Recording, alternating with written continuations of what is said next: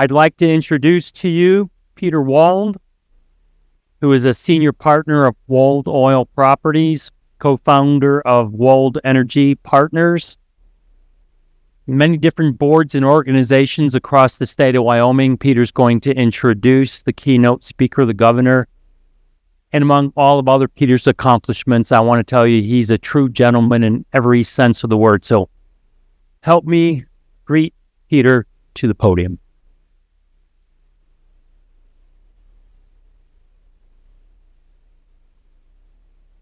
Well, thank you, John. And it's time to kick this program off. So let's get it spudded in, okay?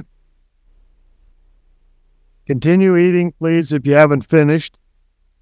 I'm Peter Wold, as John indicated. I'm a director of the Wold Foundation, and our foundation is very privileged to team up with the School of Energy Resources here at the university.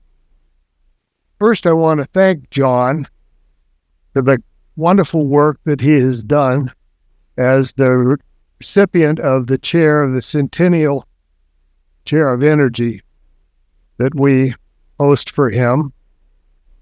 I would like to congratulate and thank Holly Krupka, Executive Director of the School of Energy Resources, Linda Thomas, who is the Executive Director of our Wold Foundation, and the two ladies that you've seen running around here that have organized this whole event so much. Christine Reed, the Director of Out Research, and Peyton Hayes, who is a Special Events Coordinator at the School of Energy Resources, for their work in planning this event and bringing together this incredible group of speakers and panelists.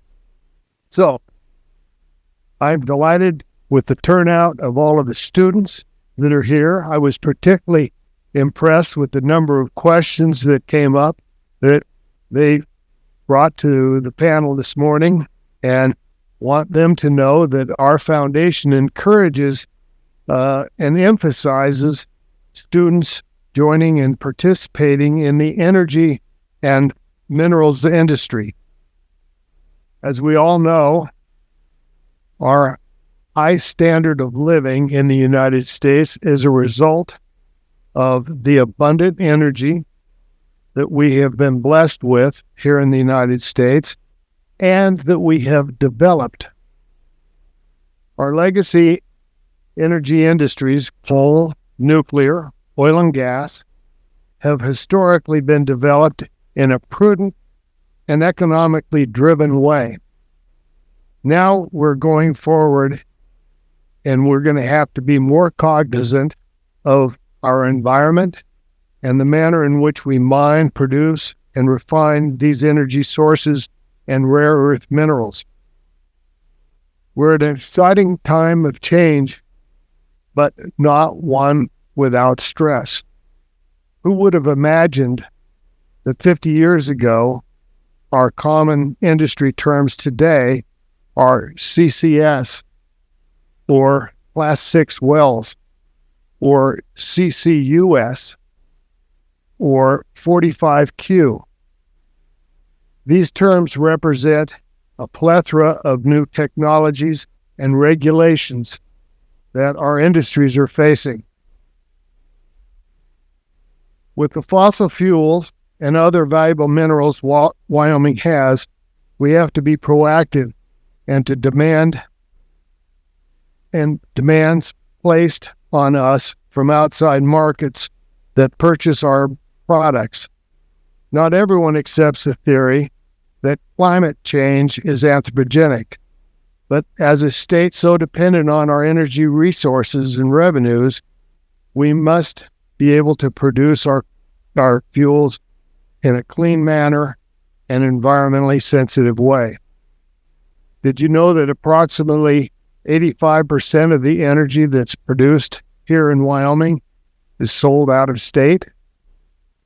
For that reason alone, we have to be sensitive to those out-of-state markets and what they want.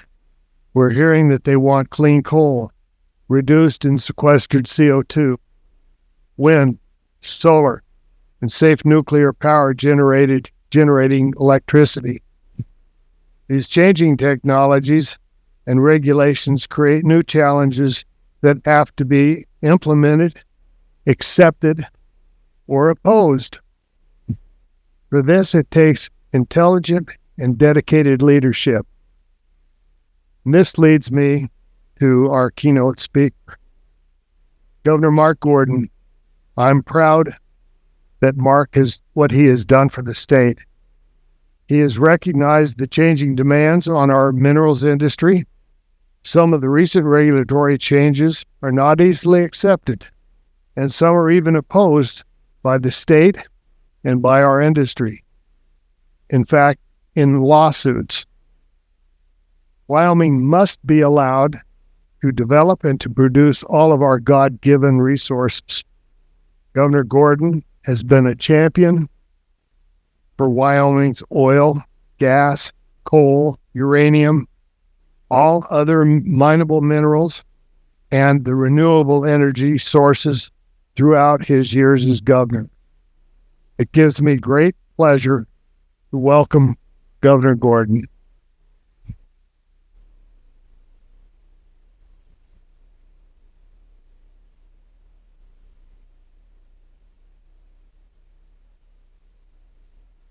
Well, thank you.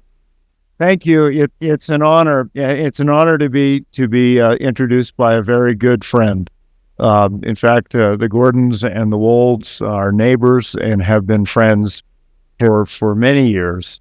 And I thought I would start the conversation today with a little bit of a story. Many of you know that I worked for Apache Corporation, and there was a pretty hard-driving individual at the head of that, Raymond Plank, who was a visionary, sometimes a little casual with his wording. I can remember one investor call where he was talking about Enron, and he said, "I've got a 4-letter word for Enron," and everybody was going, "Oh my God, what is he gonna say?" And he said, "Jail. That's what it should be, jail." But he and Pete and Jack's dad were very good friends, and I remember one day walking into Raymond's office, and Raymond said, "I just got off the phone with John," and I agree with him. And I said, "Well, so what was that about?" Because you have to remember, John was no slacker by any means. John is responsible for a lot of what is in this room, not only as a sponsorship, but just the fact that he recognized how remarkable the opportunities were in Wyoming and doubled down on in all the things you've talked about, uranium, oil, gas, trona, all the things, grazing, all the things that we can do to take care of our natural resources. And John said, "I don't know why everybody's all worried about the history. I think it's about the future." And I said, "Raymond, you read all the time. You read all these books." And he goes, "Yeah, but John's right. It's about the future." And so at this point, what I wanted to kind of talk a little bit about is about our future. And there is a lot of history here. There's a lot of remarkable history in Wyoming. And the industries that have brought us here, we need to make sure we protect. My friend Brenda Shadweiler back there and I have spent a lot of time talking about what the opportunities were from coal bed methane, from oil and gas, from coal. And I can attest to you that Brenda cares about Wyoming, just like everybody in this room. Wyoming has done a wonderful job of balancing our natural resources and the production of our natural resources in a way that still preserves the state as a premier destination for hunters, for fishermen, for people who just want to be outdoors. It is the one state that first decided, we can do something about this sage grouse. And we can do it in a way that doesn't interfere with the development. It may modify it, but we can all kind of solve the problem. Did that with migration corridors. People suddenly realized that, gee whiz, industry also cares about these resources. The people that work in the oil field, the people that work in mines, they care about wildlife. They want to take their kids there. They want to make sure they have hunting opportunities. And so when you think about that kind of leadership and that kind of wisdom that came from a group of individuals, not only John, but also Tom Strook and others that were just remarkable visionaries about Wyoming and about what our opportunities were and about how production of those natural resources really allows us to be able to do a better job caring for the earth that we care about. Raymond used to talk about stewardship. So, President Seidel, it's great to see you here. And, I think that's a bit of the legacy that this university has enjoyed. And I want to speak a bit about what that leadership means and where we are at this juncture. This morning, I think you heard from somebody that I have really come to appreciate, or her understanding of Wyoming, and that's Aaron Campbell. I got to tell you, having a moment with a state geologist to talk about where things are in this state, why they look the way they do, what the opportunities are there, it is phenomenal. And when Aaron came and said, we're going to do a geophysical analysis of our entire state because we think there are all these other minerals that are out there that are going to be valuable. We want to find out what they are. And then, when I had the opportunity to say, so Aaron, I'm getting calls from these ranchers that are saying they're seeing helicopters with a big Q-tip on them. What is that about? And she could tell me. And I think you've seen some of the data. And I think it tells you that Wyoming is so much more than just coal, oil, and gas. Those are key. But we have uranium. We have all these new finds that are coming. And at this juncture in our country's evolution, and Pete talked a little bit about what the marketplace is doing. We'll come back to that. But at this juncture, I'm coming back to what John Wold said. It's about the future. It is absolutely an amazing time to be in the energy industry, and it's an amazing time to be in Wyoming. If you look at the posters over here, I was compelled to look at the one on switchgrass just because, again, Raymond Plank was trying to figure out what we could do with switchgrass to come up with biomass because, there's so many things more we could do. Now, if you knew him, you also knew he was kind of a Johnny Appleseed and wanted to see our forests recovered. He wanted to make sure, and I had to do a lot of that. We had to plant a lot of trees. But when you go, as Aaron and I just had the opportunity to do, into our forests, and you see how much dead and dying tree material there is, and you realize that whether it oxidizes in a few seconds, as is happening so much in the West now, or whether it oxidizes over a period of time, or whether it biologically decomposes, all of these features mean that there is CO2 that's being released. So having a forest, having healthy ecosystems, having grasslands at work, these are all great carbon sinks. So when we talk about carbon management, we should talk about what that means in terms of the production that we can achieve. Now, it's also exciting that technology has come as far as it has. Because with carbon capture, and we have up at the ITC a great opportunity for that, it's not new technology. It is expensive, and we'll talk a little bit about what expense means going forward. And I would say arguably also one of the great challenges, and hence one of the fun things that we can work on over the coming years. But with the ability to be able to capture carbon and be able to utilize it for enhanced oil recovery, now we can go into fields that have already been disrupted. And with the work that Lon and others are doing, we can get so much more production out of the same area. not only that, but we've also expanded the technology so that we can now, it's just amazing to me to think about being able to have a horizontal well that can go 3 miles with real accuracy, and that the production also comes up.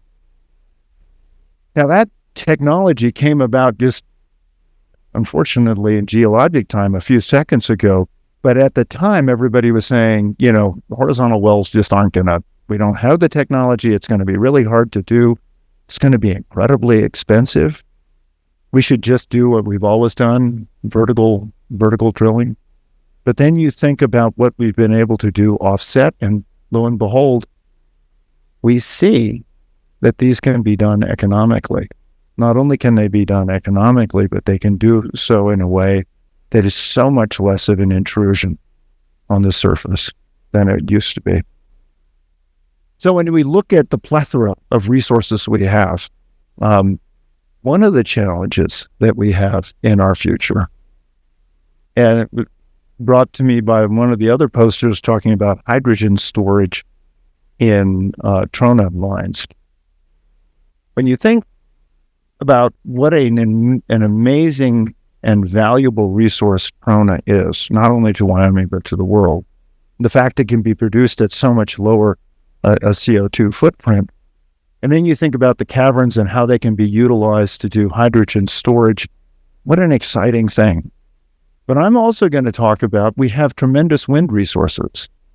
So as we start to mine trona, we do see that we have potential for subsidence. And if you look at those towers, subsidence can be kind of an issue if you start to see that. And so for the state, now it becomes kind of a challenge about how do we layer. We've already seen this in the coal field. We have both the liquid hydrocarbons, but we also have coal. And so how do we go about developing these resources in a way that makes the best use of them over time? And then how do we come back in and be able to continue to use those resources so they continue to add value to Wyoming and continue to do the things that everybody wants to see done? This is, I would argue, something that Wyoming has touched on, but we really need to start to think about. Pete talked about regulation. Now, I think when we started talking about NEPA way back when, the idea was, what is this project going to mean, and what are the challenges we might see with it, and how can we obviate those challenges before we get too far down the pike or before we have something catastrophic happen? It was a fairly intelligent approach, but it's been litigated to the extent where now it is much more difficult to do anything. And I would argue at this juncture, too, we have an unbelievable challenge to reform regulation, because regulation has become more of a way not to do something than a way to do something properly. And beyond that, I think one of the bigger challenges is that the legal framework, and we have seen this, and I don't want to be too political about this, but this Biden administration has issued several documents that are completely out of line with the historic context and completely arguably out of line with the legal framework in which they were supposed to be put forward. Let's take, for example, the Rock Springs RMP. Got trona, oil, gas, coal. We've got all kinds of other minerals down there, wind development, sage-grouse leks, recreation, whole bunch of stuff. 12 years working to try to come to a consensus. And normally in the way a RMP is developed, there's a all development proposal and an all conservation proposal, and then you work with people on the ground to try to come to some sort of consensus. In the Trump administration, we had come to some sort of consensus, and then that goes to open conversation and comment and public comment, and some things are resolved from there. In this case, When all of that work was at the end of last year, the Biden-Harris administration decided that they would put forward the entire conservation agenda as their preferred alternative. So just think about that. Normally you sort of have bookends and somewhere in between that people can kind of agree to, especially people on the ground. But this now became a national issue. And what's really frustrating about that is the timelines that are involved. And I'm going to come to what that timeline means, because if there was anything that John Wold was about, it was getting things done on time, a little bit ahead of time, and doing it well. Well, in this case, it required that the state object. We went through an entire process. We are now kind of approaching a consensus collaboration at the end, where we're supposed to make decisions about what the revised proposal is. This is now a year over, and we haven't even gotten to litigation at this point. There's been sub-movement. Now, mind you, you had 12 years to come up with a compromise. We set the new bookend way over here, so the compromise is going to be somewhere between what everybody had worked on for 12 years and what the Biden and Harris administration had decided it should be. And then we'll litigate that. Now, if you're going to build something, you're now talking about 5, 6, 7, 8 years. In the case of Anschutz' power line that was supposed to take power from their new wind farm in Carbon County down to Los Angeles, it took 12 years just to get permitting in place. Across the board, whether it be forest management, whether it be development, whether it be anything that we're doing, and this is something that Pete and I have talked about, not only is the regulation now impeding our progress at a time when we really need to be embracing technology and changes and looking at new opportunities, it's impeding our progress there. But litigation now is, and I think cynically being used, because by the time things get through the courts, and we have heard this from some of the people in this administration, the damage is done. Unless you think that's a hypothesis, let me suggest that the coal port that was in Washington died precisely because of that. We litigated the bejesus out of it. Their own analysis, Washington's own analysis of whether it was preferable to use Powder River coal to stuff from the Jakarta region, Pacific Rim, indicated that there would be fewer CO2 emissions, more efficiency, and better conditions for the Japanese consumers than doing what they did, which was to forestall support. And it was eventually unable to go forward. So that all sounds pretty dramatic, and I don't mean to sort of wax too eloquently on how bad regulations are.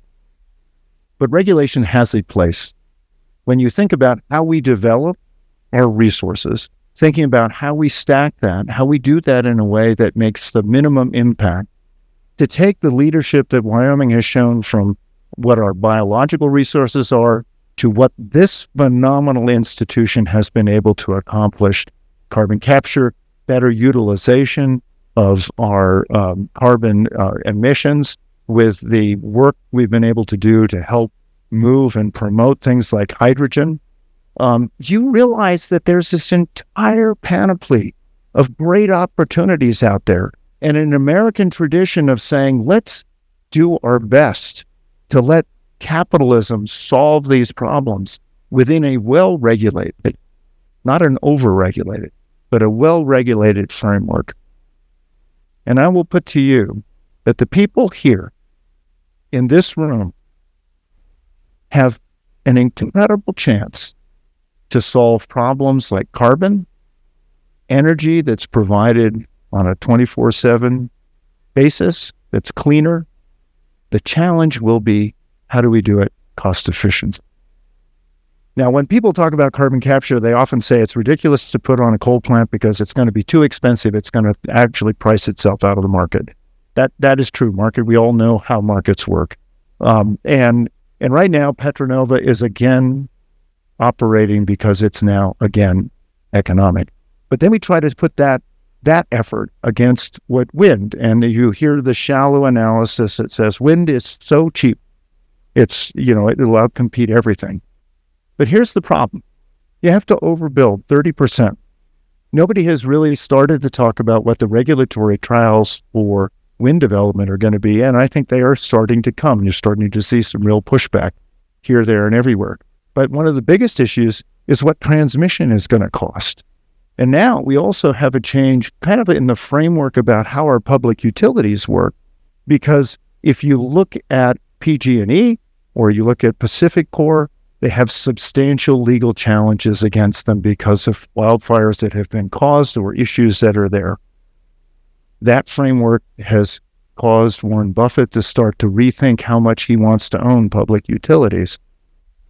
Into that mix come things like nuclear, also not necessarily inexpensive, but perhaps scalable at a more precise level for what the marketplace that's there could be. And then you start to think about the mixture of opportunities that are there, and you realize this couldn't be a more exciting time to do what Wyoming has always done: produce the energy, the minerals that this country needs in a way that is cost efficient and in a way which protects our environment. Pete, that the legacy that those great legislators had for Wyoming, the vision that they saw, your dad, Tom Struick, and others, is still alive and well. And it's being asked to be rekindled by the folks in this room. Thank you.